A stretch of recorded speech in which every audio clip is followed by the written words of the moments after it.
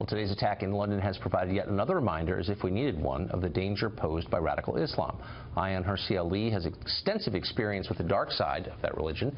She was raised in Somalia and later Kenya as a devout Muslim, but later risked her life by becoming an apostate and helping to create a documentary criticizing Islam. She says the religion must undergo a reformation. She says President Trump's travel ban has the right idea, even if it was implemented badly. Ayaan Hirsi Ali joins us tonight. Thanks a lot for coming on. Thanks, Taka, for having me. So why is it that so many on the left internationally, in this country and Great Britain, all through Europe, have so much trouble coming to terms with the religious component of this violence?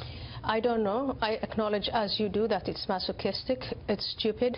And I think that if you look at the Islamists, they don't go to the liberals and say, thank you so much for letting us, take over. We'll stop terrorizing you.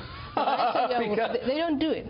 So what you're saying is the Islamists don't want sensitivity above all. That's not their goal. No, the Islamists want one thing. They want one thing, and that is a Sharia-compliant society and eventually the world. That's what their aim is.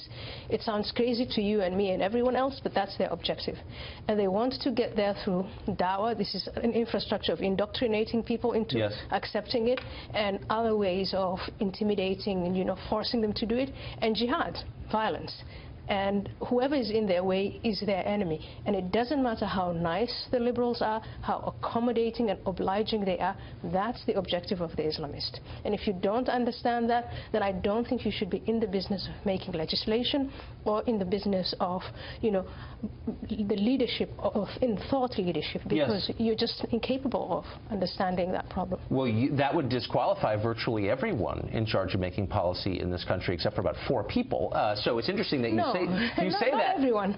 but most. I mean, there is this feeling that we don't have the moral standing in the West to criticize Islamism. And they remind us that we don't have that moral standing because the Islamist sees non-Muslims and non-Muslim ideas, and even non-Islamist ideas, as illegitimate, as against the idea of God.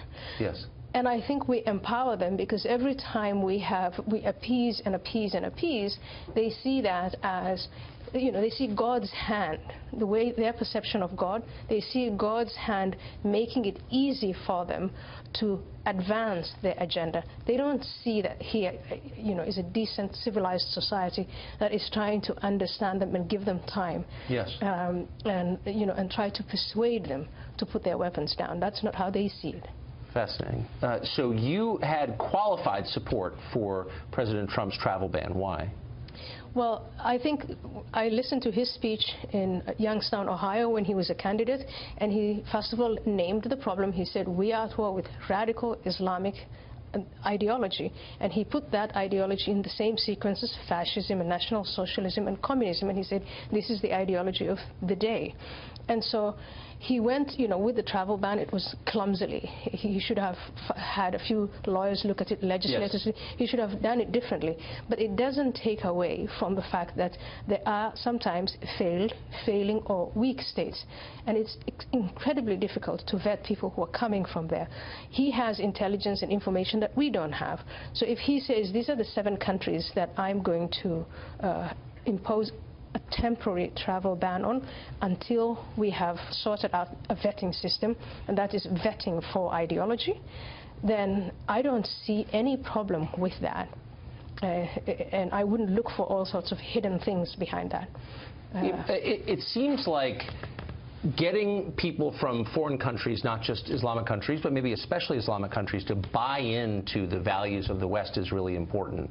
Do you think we do enough? I don't think we do enough. I think, again, to go back to that, the president, when he was a candidate, to go back to that speech, he did mention assimilation. He said we have to have, Muslims, foreigners, aliens to come and assimilate. They must want to come here, and they must want to love our society. And I think we don't do enough. In fact, in the West, and I've been here for 20-something years, I forget that long, what I see is an apology and an apologetic attitude toward Western civilization, and that is wrong. Then you are seen as weak, and you are inviting aggression if you do that. Yes. Our leaders hate themselves and the country they run, and so they inculcate that in new arrivals.